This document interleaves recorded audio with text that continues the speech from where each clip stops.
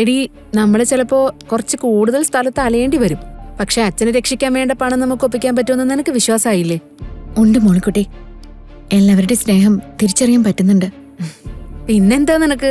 വാ, ഇനിയും 1-2 ആൾക്കാരോട് ചോദിക്കാനുണ്ട്. അനിയൻ സാറിന്റെ കാര്യങ്ങൾ പറഞ്ഞ് ഞാൻ കരയാത്ത ദിവസങ്ങളില്ല. പടച്ചോൻ ഇടയ്ക്കൊന്ന് കണ്ണടയ്ക്കുമ്പോ ഇബിലീസുകളൊക്കെ മാനത്തോളം വളരും. അച്ഛനെ പുറത്തിറക്കാൻ കുറച്ചധികം കാശ് വേണം. ബുദ്ധിമുട്ടിക്കാന്നറിയാം. പക്ഷേ തൽക്കാലം വേറൊരു നിവൃത്തിയില്ലാത്തതുകൊണ്ടാ. മോളെ, കഴിഞ്ഞ ആഴ്ച ഒരു ചിട്ടി പിടിച്ചിട്ടുണ്ടായിരുന്നു, 25,000-ന്റെ. അതിന്ന് ഒരു 10-2,000 ഉറുപ്പിക ഞാനെടുത്ത് ചെലവാക്കി. ബാക്കി കാശ് ഉമ്മ കൊണ്ടുവന്നിട്ടുണ്ട്. ഇത് മോള് കയ്യിൽ വെക്കും. ഉമ്മ വെക്കും മോളെ. ഇതാണ് ഉമ്മയ്ക്ക് ആകെ ചെയ്യാൻ പറ്റുന്ന കാര്യം. വേണമെങ്കിൽ വീടിന്റെ ആധാരം വെച്ച് എന്തെങ്കിലും ചെയ്യാന്നുള്ളതാ.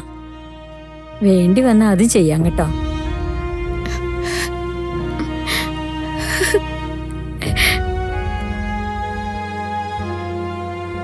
വേണ്ടമ്മ, അതൊന്നും ചെയ്യണ്ട. നിങ്ങളൊക്കെ എന്റെ അച്ഛനെ അത്രയ്ക്ക് സ്നേഹിക്കുന്നുണ്ടല്ലോ, അച്ഛന് വേണ്ടി പ്രാർത്ഥിക്കുന്നുണ്ടല്ലോ, അത് മതി. നീ കരയല്ലേ മോളെ, എന്റെ അനിയൻ കുഞ്ഞിന്റെ ചോരയല്ലേ. അങ്ങനെയൊന്നും വാടിത്തളർന്നു പോവാൻ പാടില്ല. ആ ദുഷ്ടന്മാര് സകല വഴി അടച്ചാലും പടച്ചോൻ നിനക്കൊരു വഴി തുറന്നു വെച്ചിട്ടുണ്ടാവും. തേടി പിടിക്കാൻ കുറച്ച് താമസം ഉണ്ടാവും എന്ന് കരുതി തോൽപ്പിക്കുകയൊന്നുമില്ല കേട്ടോ. മോള് പോയിട്ട് വാ. ഞാൻ പറഞ്ഞത് മറക്കണ്ട കേട്ടോ. ആധാരം വെച്ച് എന്തെങ്കിലും കാര്യമുണ്ടെങ്കിൽ ഇങ്ങോട്ട് വന്നോ.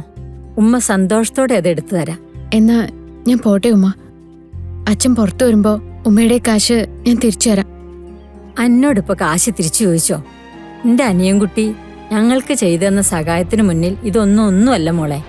എന്റെ റബ്ബേ, എന്റെ പൊന്നുമോനെ കാത്തോളേ. പോയിട്ട് വാ മോളെ. ശരി ഉമ്മ. മോളിക്കുട്ടി,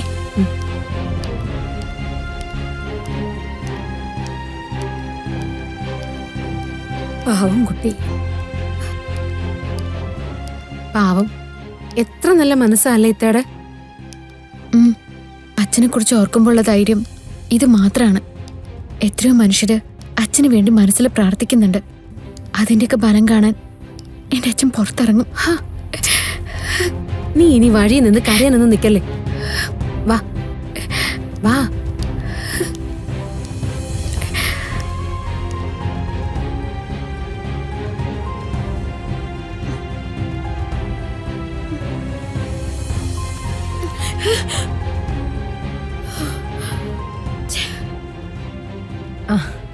മോൾ എഴുന്നേറ്റോ? എന്റെ അടുത്തേക്ക് വരരുത്. എന്താ മോളെ ഇങ്ങനെ? വരരുതെന്നാ പറഞ്ഞത്. ഗത കാര്യം എന്താന്ന് പറ. നവീൻ എന്നെ വെറുക്കാനുള്ള കാരണം എന്താ? പറ മമ്മി. നവീൻ എന്തിനാ എന്നെ വെറുക്കുന്നേ? മമ്മിക്ക് അറിയില്ല അല്ലേ? പക്ഷെ എനിക്കറിയാം. അതിന്റെ കാരണം ആ കൃഷ്ണയാ. നവീനോട് അടുക്കരുതെന്ന് പലതവണ മമ്മി വോൺ ചെയ്തിട്ടും അവൾ അത് തെറ്റിച്ചു. പിന്നെ മമ്മിയെ പോലെയല്ല, അവളുടെ അമ്മ അമ്പലങ്ങളിൽ കേറിയിട്ട് വഴിപാടുകളും മന്ത്രവാദങ്ങളും നടത്തുന്നവരാ. അവൾക്കതിന് എല്ലാവരും കൂട്ടുണ്ട്. അവളുടെ അമ്മ, മോളിക്കുട്ടി, പിന്നെ ദുബായ്, എല്ലാവരും. എന്തിന്? മമ്മി പോലും അവളുടെ പക്ഷത്താ. നിങ്ങളുടെ എല്ലാവരുടെ അനുഗ്രഹത്തോടു കൂടിയാ അവള് നവീനെ വശത്താക്കിയത്. എന്റെ നവീൻ അവളെ സ്വന്തമാക്കിയത്. മറ്റുള്ളവരെ കുറ്റപ്പെടുത്തുന്നതിന് മുമ്പ് സ്വന്തം തെറ്റുകൾ എന്താന്ന് കണ്ടുപിടിക്കാനായിട്ട് നോക്ക്. നവീൻ നിന്നെ വെറുത്തിട്ടുണ്ടെങ്കിൽ അത് നിന്റെ ഈ ഭ്രാന്തമായിട്ടുള്ള പെരുമാറ്റം കൊണ്ടാ.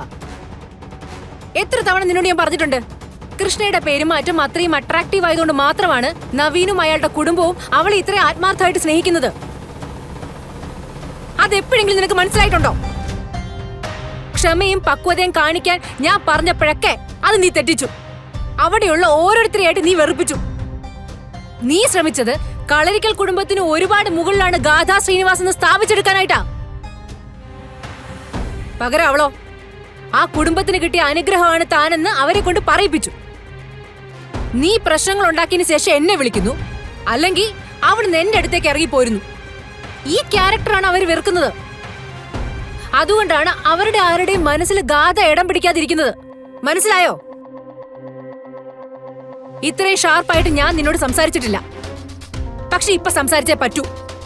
സ്വന്തം ജീവിതം എറിഞ്ഞുടക്കിയാ നീ. നവീനെ നഷ്ടപ്പെടുത്താനായിട്ട് നിനക്ക് പറ്റില്ല. പക്ഷെ നവീനെ സ്വന്താക്കാനുള്ള വഴി നിനക്കറിയില്ല.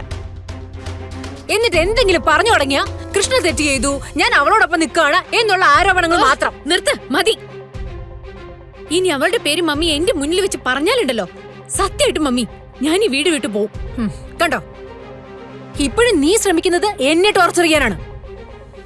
എന്റെ മോളെ, എനിക്ക് നിന്നെ ഇഷ്ടമാണ്. നീയല്ലാതെ മറ്റൊരു പ്രതീക്ഷ എനിക്ക് ഈ ലോകത്തില്ല. അത് നീ മനസ്സിലാക്കാനേ പാടുള്ളൂ, അത് മുതലെടുക്കാനായിട്ട് പാടില്ല. നീ നിന്റെ സങ്കടങ്ങളെക്കുറിച്ചും നിന്റെ ദേഷ്യത്തെക്കുറിച്ചും ആവർത്തിച്ച് പറയുന്നുണ്ടല്ലോ. എന്റെ സങ്കടങ്ങളെക്കുറിച്ച് എപ്പോഴെങ്കിലും നീ ചിന്തിച്ചിട്ടുണ്ടോ? ഉണ്ടോന്ന്? എന്റെ സങ്കടങ്ങൾ എപ്പോഴെങ്കിലും നിന്റെ മനസ്സിൽ തട്ടിയിട്ടുണ്ടോ? കഥ എന്നു മുതൽ തുടങ്ങിയതെന്നറിയോ ഇങ്ങനെ നീര് ജീവിക്കാൻ? എനിക്ക് പരിധികളുണ്ട്, അത് മറന്നു പോരുത് നീ.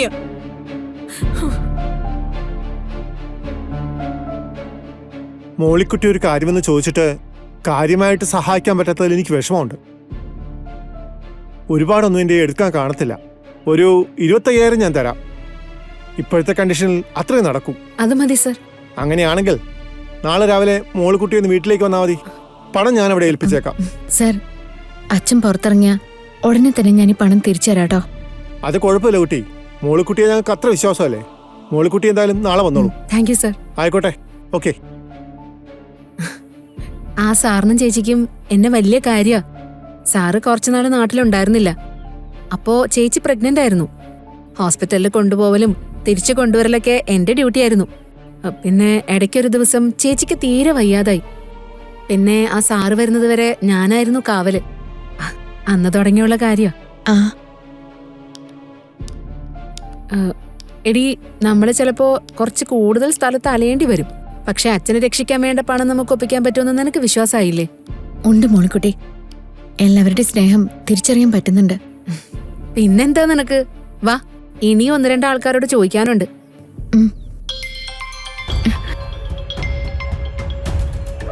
ആരാ? ഗാഥയാ.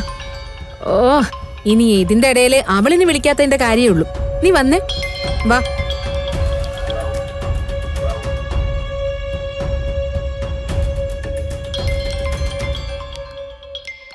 എടി, ഓ, എന്താന്ന് വെച്ചാ പറഞ്ഞ് അവസാനിപ്പിക്കേ, അല്ലെങ്കിലേ ഇനി ഒരു സ്വസ്ഥതയും തരില്ല. ഹലോ, നീ എവിടെയടി?